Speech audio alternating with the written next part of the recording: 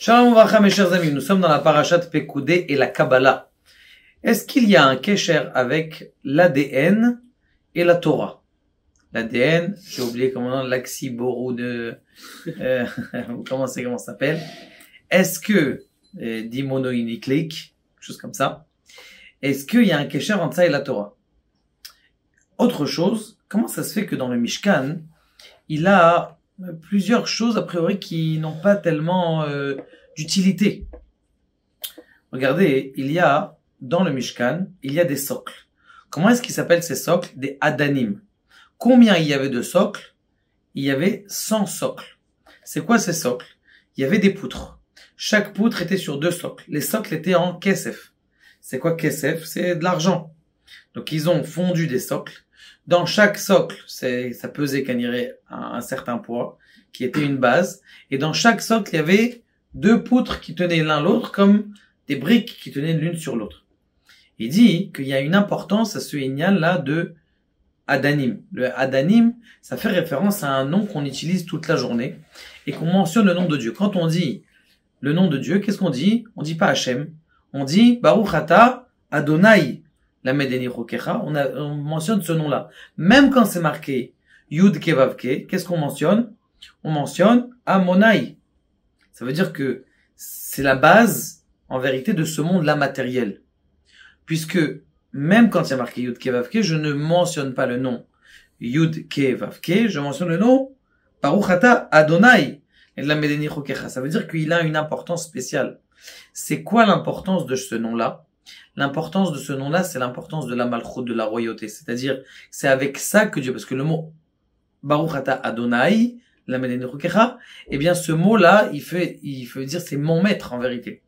Comme on dit même en hébreu, Adoni. C'est quoi Adoni?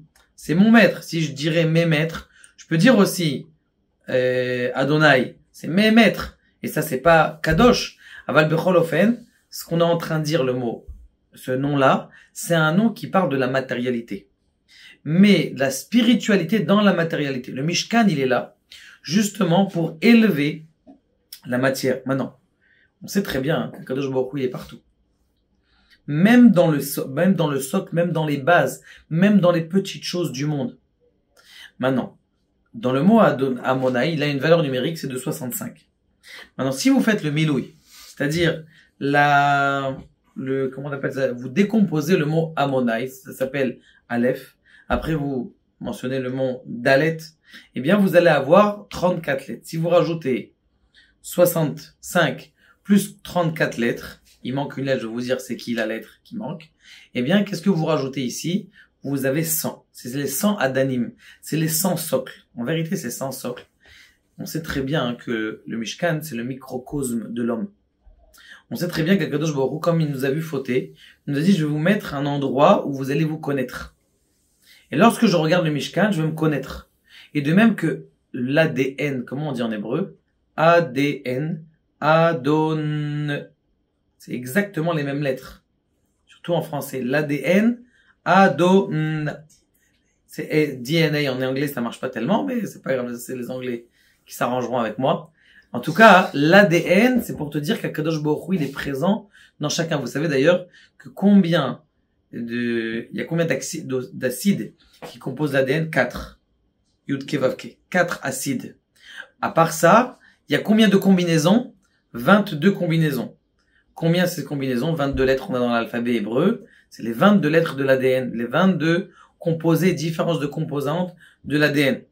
Donc quand ils ont fait les recherches de l'ADN, chaque pays il avait, comment on appelle ça, de 1 à 6, l'autre pays il avait de 6 à 8, comme ça on n'a pas besoin de refaire le même travail dans chaque pays. Et donc c'est comme ça qu'ils ont développé, ils ont appris comment est-ce que l'ADN y marchait, et c'est comme ça qu'ils ont créé Dolly. D'ailleurs Dolly, c'est Dal.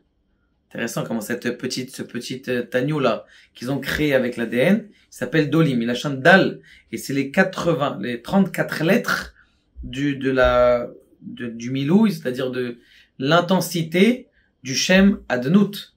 Pour vous dire que quoi?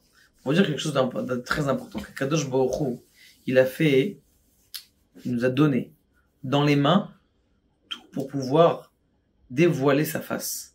Et on l'a dans les mains. Et c'est pour ça qu'il y en avait Méa. C'est pour ça qu'aujourd'hui, quand vous dites vous avez fait quelque chose au maximum, vous dites j'ai fait 100%. Parce que c'est Mea. Maintenant, il manque un Yud.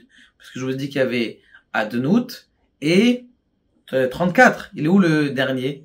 Le dernier, c'est toi. Qui est-ce qui va faire l'union entre tout ça? C'est ta bénédiction quand tu vas faire la bracha. C'est la sainteté que tu vas mettre à l'intérieur. C'est ton petit toi. Tu vas mettre à l'intérieur. C'est toi qui va connecter tous les mondes. L'homme, il est séparé de 4 niveaux.